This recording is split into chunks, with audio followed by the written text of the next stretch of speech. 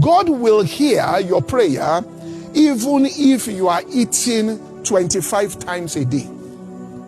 God hearing your prayer, you don't need to fast for him to hear your prayer.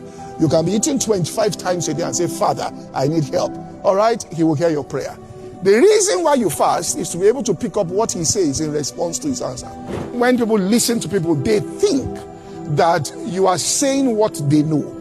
In other words, when you say you are going on a fast, many people think it's because you don't understand who you are in Christ. If you knew who you are in Christ, then you won't be fast. So they think that because while they were fasting, it's because they didn't know who they were in Christ. So when they discovered, all right, things about New Christ, then they threw away the fast and thought that. So they think anybody, when they meet anybody, oh, you're fasting for 20 days because you don't know you. Everything. That's the way people listen. You're right. The way in which they, perceived it, they think you're on that level. Many people confess things and we make powerful declarations that are right.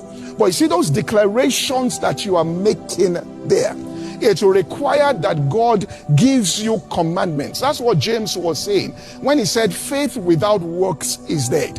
There are commandments that are attached to it. The simple explanation is somebody at one point said, we will fly one day across the Atlantic Ocean. People said it's impossible because it had never happened. Someone said, I'm telling you, we will do it one day. Now that bold declaration is a declaration of your hope, which is good and is audacious, but you need to have the information on how to actually build a plane that will fly. That's the works of faith, which means your bold declaration when every other person is saying it is not possible, all right, is what opens the door for you to be able to receive the strategic information on how that thing will be realized. And what James was saying was that if you have a bold confession, he said that confession, there are things that are needful for that confession to come to pass. That is what is called the works of faith. Because if you are filled with food and all of that, and you are that way, and you don't consecrate, you don't put yourself in a position where you can hear from God.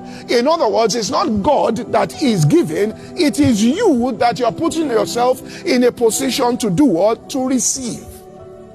In other words, you are putting yourself in the place where you are sensitive to the Spirit of God so you can pick up things there. That's why a person begins to enjoy a fast, because you are getting critical information you could not have gotten anywhere else. The fast is no longer a discipline. It's something that you are getting insight. All right, critical information is coming to you from the spirit realm into your heart.